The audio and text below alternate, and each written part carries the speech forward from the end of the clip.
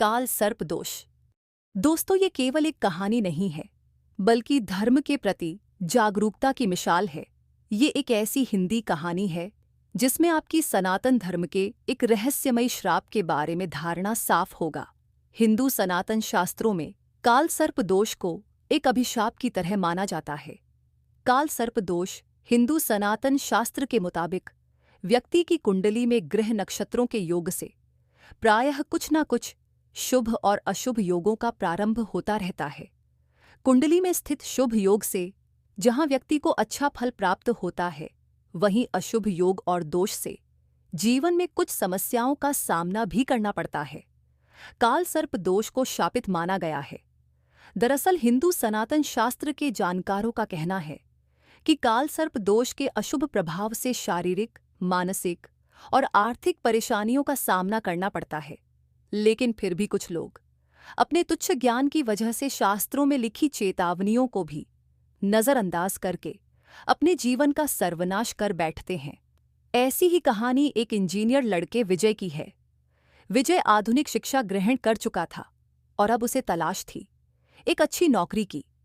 विजय पढ़ाई में बहुत होनहार छात्र था, इसलिए उसे अपने ऊपर पूरा भरोसा था कि उसे एक अच्छी नौकरी जरूर मिल जाएगी।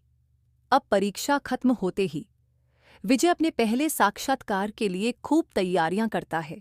विजय अच्छी तरह जानता है कि अगर उसने यह नौकरी प्राप्त कर ली तो वह सफलता की पहली सीढ़ी चढ़ जाएगा। विजय साक्षात्कार के लिए अपना बायोडाटा लेकर निकल जाता है।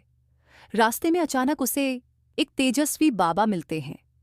वह उसे रोक लेते हैं और अपने पास बुलाते हैं और उसके मस्तिष्क को देखकर कहते हैं, तेरा काल सर्प दोष प्रारंभ हो चुका है, सावधान रहना बेटे, और चले जाते हैं। विजय को अपने साक्षात्कार के लिए देरी हो रही थी, इसलिए वह जल्दी जाना चाहता था, और वैसे भी विजय को इस तरह की बातों पर कोई भरोसा नहीं था। विजय कंपनी के रिसेप्शन में पहुंचकर साक्षात्कार की प्रक्रिया पता करता है। रिसेप्शन में बैठी महिला कर्मचारी विजय को एक कागज देती है और उसमें उसकी निजी जानकारियां भरने को कहती है।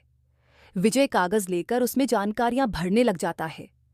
विजय के साथ साथ और भी प्रतिभागी साक्षात्कार में हिस्सा लेने आए हुए थे।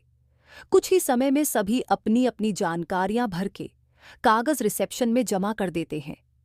घंटी बजते ही साक्षात्कार का द्वार प्रारंभ हो जाता है। एक एक करके सभी प्रतिभागियों को साक्षात्कार अधिकारी अपने चैम्बर में बुलाते हैं और सभी से कंपनी के कार्य से संबंधित प्रश्न पूछने लगते हैं। और कुछ घंटे साक्षात्कार चलते ही अधिकारियों को मानसिक थकान होने लगती है। फिर भी वह साक्षात्कार जारी रखते हैं और इसी बीच भारी आती है विजय की। अधिकारी कई घंटों से एक ही तरह के सवाल पूछ कर थक चुके थे, इसलिए विजय के आते ही वह अपने सवाल बदल देते हैं और विजय से उसके निजी जीवन से संबंधित कुछ तीखे सवाल करते हैं। विजय के माता पिता का तलाकत हो चुका था। ये बात विजय किसी को बताना पसंद नहीं करता था, लेकिन साक्षात्कार अधिकारियों के सामने मजबूरी में उसे ये बात बतानी पड़ती है। और इसी बात पर जब अधिकारी विजय को अपमानित करते हैं तो उसे गुस्सा आ जाता है और वह अधिकारियों के मुंह पे अपना कागज फेंककर साक्षात्कार चैम्बर से बाहर निकल आता है। विजय ने साक्षात्कार की बहुत तैयारियां की थीं, लेकिन अधिकारियों के ऐसे रवैये से उसका मनोबल टूट जाता है और वह सोच लेता है कि अब वह किसी भी साक्षात्कार में नहीं जाएगा। विजय अपने गांव लौट जाता है। उसके पिता ने उसकी मां का साथ पहले ही छोड़ दिया था, लेकिन उसकी मां गांव में अकेले रह रही थी। विजय गांव पहुंचता है और कुछ ही पल में उसकी मां समझ जाती है कि उनका बेटा दुखी है। वह अपनी मां से बिना कुछ कहे घर के अंदर चला जाता है। कुछ दिनों बाद विजय का मानसिक तनाव बढ़ने लगता है। विजय को अकेला रहने की आदत पड़ जाती है। देखते देखते 1 साल गुजर जाता है। विजय अपने कॉलेज के सभी दोस्तों से बात करना बंद कर चुका था। विजय की हालत बदतर होते देख उसकी मां को चिंता होने लगती है। वह उसे मनोवैज्ञानिक ज्योतिष आचार्य के पास ले जाती है। हालांकि विजय वहां नहीं जाना चाहता था, लेकिन अपनी मां के जबरदस्ती दबाव देने पर उसे वहां जाना ही पड़ता है। ज्योतिषाचार्य विजय की कुंडली देखते ही अपनी आंखें बड़ी कर लेते हैं और कहते हैं, बेटा तुम्हारी कुंडली में तो अद्भुत काल सर्प दोष है।